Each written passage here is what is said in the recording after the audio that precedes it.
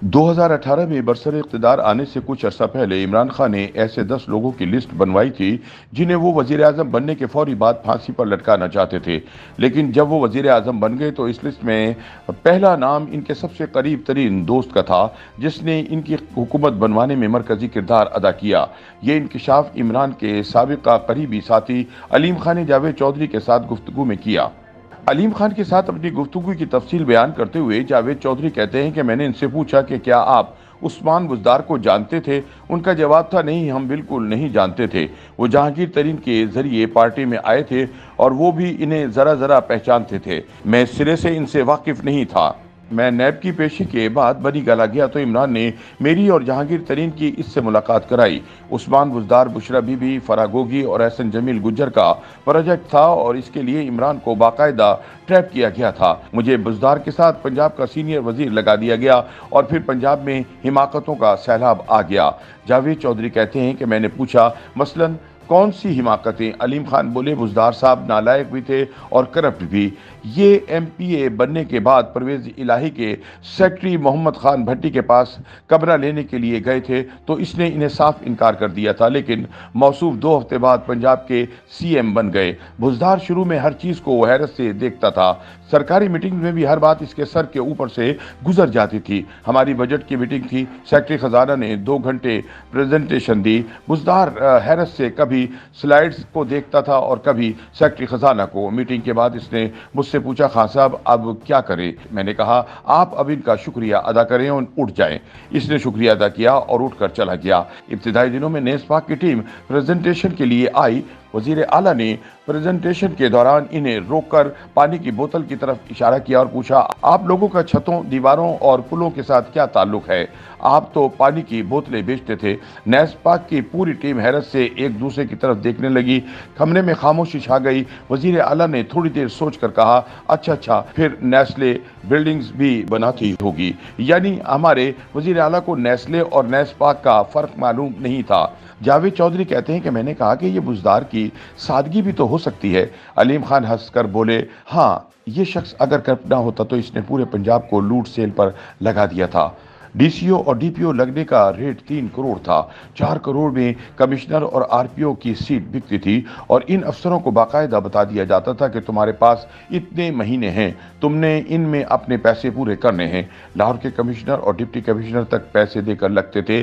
गुजरांवाला के DC ने तो ये बात खुलेआम कह दी थी। CM के 2 प्रिंसिपल ऑफिसर और 2 स्टाफ ऑफिसर वसूलिया करते थे। उस्मान बुज़दार का प्रिंसिपल सेक्रेटरी ताहिर खुर्शीद उर्फ TK इनका सरगना था। जावेद चौधरी कहते हैं कि मैंने पूछा, ये पैसे कहाँ जाते थे? अलीम हंसकर बोले, ये सारी कलेक्शन फराह गोगी तक जाती थी और इसके बाद कहाँ जाती थी ये हम नहीं जानते, लेकिन ये तय था कि सूबा अमलन फराह गोगी और एहसन जमील चलाते थे और इनके पीछे बुशरा बीबी थी। अलीम खान के बकौल फराह गोगी इस कदर ताकतवर थी कि इसने मेरी रिहाई के बाद मुझे अपने घर बुलाया और डिफेंस के Y ब्लॉक में रहती थी। इसने मुझे कहा, हम आपको दोबारा वजीर बना रहे हैं, आप बताएं आपको कौन सी वजारत चाहिए। फिर इसने मेरा बाकायदा इंटरव्यू लिया और इस इंटरव्यू के बाद मुझे सूबाई वजारत खुराक मिली। पंजाब और वफाक के सेक्रेटरियों की तैनाती से पहले इमरान इनकी तस्वीरें बुशरा बीबी को भिजवाते थे और बुशरा इनकी शक्ल देखकर तैनाती का फैसला करती थी। फिर वजीर आजम का प्रिंसिपल सेक्रेटरी आजम खान और चीफ सेक्रेटरी पंजाब नोटिफिकेशन जारी करता था।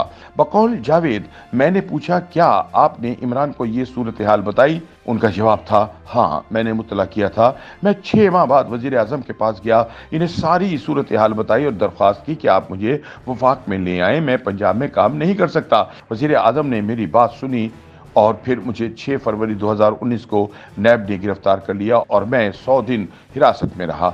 ये सब वजीर आजम को पंजाब की सूरत हाल बताने की सजा थी। अलीम खान के बकौल मुझे इमरान खान से सबसे बड़ा गिला यह है कि वो बेशक मुझे वजीर आला ना बनाते, वो मुझे वजारत भी ना देते, ये इनका इख्तियार था, लेकिन इन्हें मुझे जेल में नहीं डालना चाहिए था। मैं इतनी खिदमत करने और वफादारी निभाने के बाद इस सुलूक का मुस्तहिक नहीं था। मैंने नून लीग और पीपल्स पार्टी के लीडरों को क्या क्या गालियां नहीं दी थी, लेकिन इन लोगों ने भी मेरे साथ ये सलूक नहीं किया था। मगर मैंने जिसके लिए अपना सब कुछ दांव पर लगा दिया, इसने मुझे जेल में नंगे फर्श पर फेंक दिया। ये जुल्म है। जावेद चौधरी के बकौल मैंने अलीम खान से पूछा, क्या आप रिहाई के बाद खान साहब से मिले? उनका जवाब था, जी मैं मिला और इनका कहना था कि DGISI तुम्हारे खिलाफ है। मैंने इनसे कहा, खान साहब मेरा DGISI से क्या इख्तलाफ हो सकता है, आप अपने दाएं बाएं देखें, आपको जवाब मिल जाएगा। लेकिन उन्होंने मेरा केस इन्हीं के खाते में डाल दिया। मैंने पूछा, आपके दौर में हुकूमत आखिर कौन चला रहा था? वो बोले, बुशरा बीबी, फराह गोगी, एक बिजनेसमैन और जनरल फैज हमीद, हमारी सारी हुकूमत ये थी। मैंने पूछा, जनरल बाजवा का क्या कंट्रीब्यूशन था? अलीम फौरन बोले, जनरल बाजवा इमरान के सबसे बड़े मोहसिन हैं, वो ना होते या ये मदद ना करते तो इमरान खान कभी वजीर आजम नहीं बन सकते थे। लेकिन आज वो जो कुछ इनके साथ कर रहे हैं वो नाकाबिल यकीन है। मैंने पूछा, इमरान ने आपको वजीर आला बनाने के लिए इस्लामाबाद तलब किया था? वो हंसकर बोले, जी किया था। जनरल बाजवा ने इन्हें परवेज इलाही और मेरी चॉइस दी थी। खान का कहना था, चौधरी परवेज इलाही चोर हैं, ये मोनिस इलाही के भी सख्त खिलाफ होते थे। हम वजीर आजम को मोनिस से मिलने के लिए कहा करते थे, वो इसे गालियां देते थे। खान साहब बहरहाल मेरे नाम पर राजी हो गए।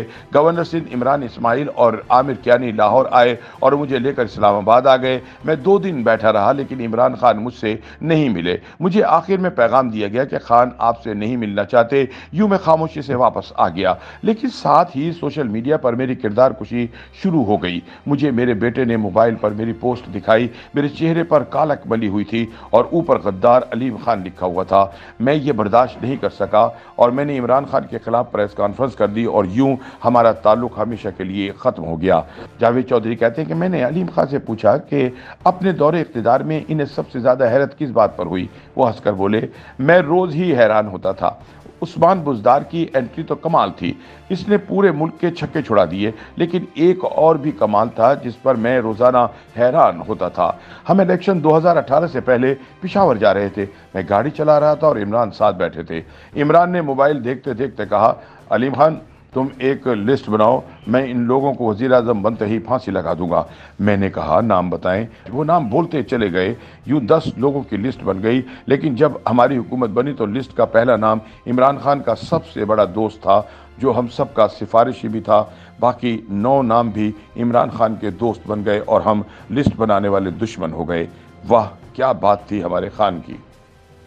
YouTube पर गूगली न्यूज देखने के लिए youtube.com की सर्च बार में गूगली न्यूज टीवी टाइप करें। गूगली न्यूज के पेज पर सुर्ख रंग के सब्सक्रिप्शन वाले बटन पर क्लिक करना ना भूलिए। YouTube पेज पर अपलोड होने वाली वीडियोस से बाखबर रहने के लिए बेल आइकन पर क्लिक कीजिए। आपको हर नई वीडियो के बारे में नोटिफिकेशन मौसूल हो जाएगा।